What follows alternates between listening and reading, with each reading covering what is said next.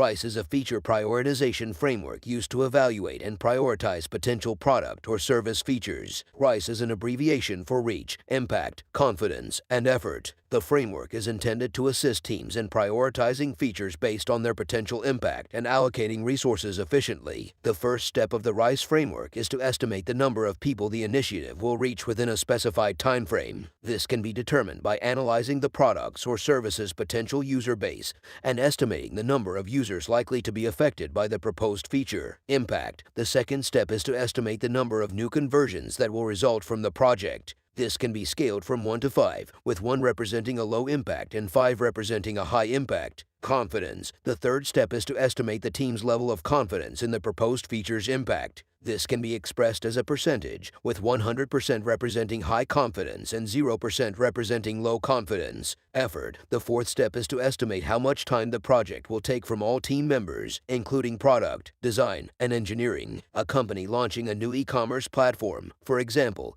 can use this framework to evaluate and prioritize platform features. Reach. How many people will the platform reach in a certain amount of time? Impact. How many new conversions will the platform receive? Confidence. How certain is the team about the impact of the feature? Effort. How much time will the team need to devote to the feature?